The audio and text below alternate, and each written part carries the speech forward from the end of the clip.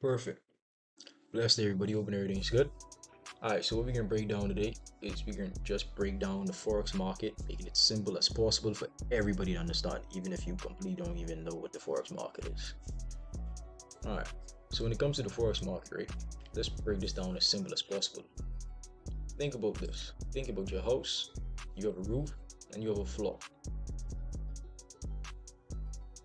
When you walk inside your house, the only place when you walk inside your house, let me give a perfect example. When you walk inside your house, your foot touches the floor. Once your foot touches the floor, the only place you could ever go now is up to the roof. And once your head touching the roof, the only place you can now go is back down to the floor. And once again, once your foot touches back down to the floor, the only place you could ever go now is back up to the roof. Now the same things happen in the forex market, and this here is how the forex market moves. Now, the forex market is made up of three different patterns. The three different patterns are an uptrend, boom, boom, boom, perfect, a downtrend, oh, just touch it, a downtrend. Let me take this off.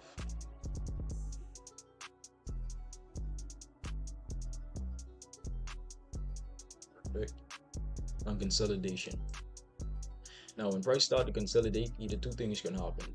Price can either break straight to the upside to form this uptrend, or price can break to the downside to form this downtrend. But in the middle of these patterns, consolidation happens. So let me show you how the forex market really moves. Hold on, I have this on the screen. Let me delete this. Alright. I don't confuse you with too much drawings on the screen, so I can keep it as clean as possible for you. Alright, so let's say price wanted to head to the downside after an uptrend, right? What price would do is put a consolidation area right there between those areas. And what I'm gonna do to make this example even more perfect is I ain't gonna draw no more. What I can just do is copy and paste now. So price heading from a downside. So what price can now do is consolidate and head to the upside. Remember, I just copy and paste it. This is a perfect example that the market just does the same thing over and over and over again. This is why I tell everybody, hey, just make it simple as possible just so you could remember. You understand? And this here is when support and resistance come in. Because hey, if you realize, every time price reaches this area at the bottom here, price heads to the upside. And every time price reaches this area, price heads to the downside. So you think about this almost like floor and a roof in the market. If you can't remember the name support and resistance, always remember the floor and the roof. The floor and the roof, the floor and the roof. Always remember the names. Now, once price reaches the floor, you know you ain't getting no lower than the floor. So once price reaches the floor, the only thing you're looking for in this market is for buy positions. And once price reaches resistance, which is the roof, the only thing that you're looking for in this market now is for sells in the market. Looking for price to go to the downside. You understand? Perfect. So let me show you a trade that I did. I think I took this trade around Wednesday, Tuesday or so. Let's go on bar replay. Let me give you guys another example. Always remember this. A lot of people just get this mixed up. They be like, hey, if price floating in the middle of an area, yeah, you know I'm supposed to trade only at support and resistance. But if price floating in the middle of an area, what should I do? If price floating in the middle of an area, just walk away from your screen. Stricter the rules, the more useless and unnecessary trades you have to take. Which means if your stop loss is around $200, you get avoid losing $200 on a Tuesday morning. Step away from your screen, don't force it. The forex market is basically 90% of the time you're just being patient, because at the end of the day, either if you want a scalper is a person who's been inside the market about, I'd say, a few minutes or a couple of seconds in the market. But me, I a swing trader, which means I be inside the market around for either a day. I an intraday trader and a swing trader. I'd be in the trade for about a day.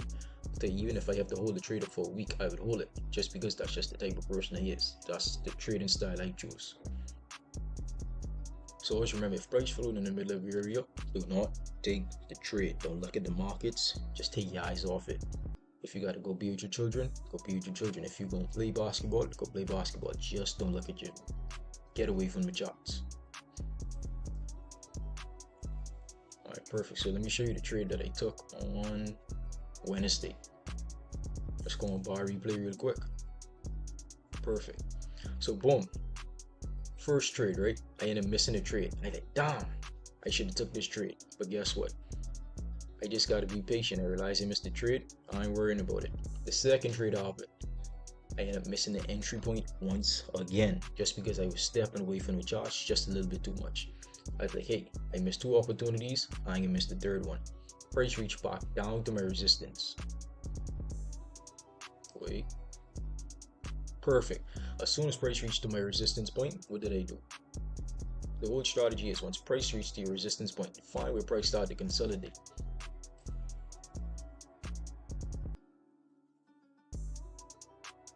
Boom, price started to consolidate at support. Remember, you're only supposed to be looking for buys at support.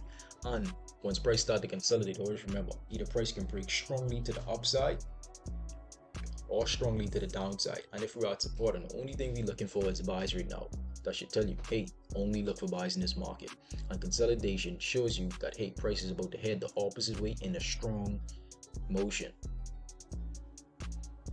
So you draw your consolidation box. What we're now waiting for is for a candlestick to break this consolidation box to the upside now.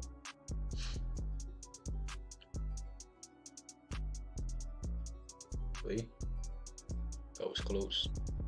Perfect. Snipe entry. You'd enter your trade, put your stop loss below, take profit above. And this trade here is let me check it for you guys. This trade here is a 3 to 8. I mean a 1 to 3 win reward ratio. That means we're close to 1 to 4 because it's close to a 4 more than a 3.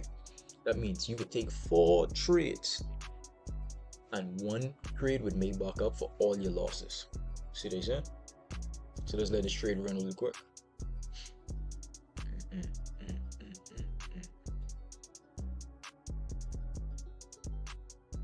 Perfect. Bomb. Prices take profit. Take your profit, get away from the charts. Don't be greedy, just step away from the charts because you can start making silly decisions. Now, risk management. Risk management is super important in forex trading, but a lot of people like to stay away from it. Why? Because a lot of people see people on Instagram posting, hey, I just flip a $100 account into 10,000. It could happen, but it's just not the right way to look at the forex market. It's just the wrong intention to come to the markets with. Let's say you take 4 trades, right? With your 4 trades, each trade you do, you take around $50 as a risk. You'd be risking around $50 or so.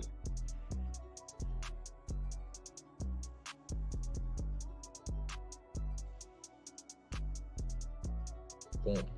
And your take profit would be around $200. Wait, bam.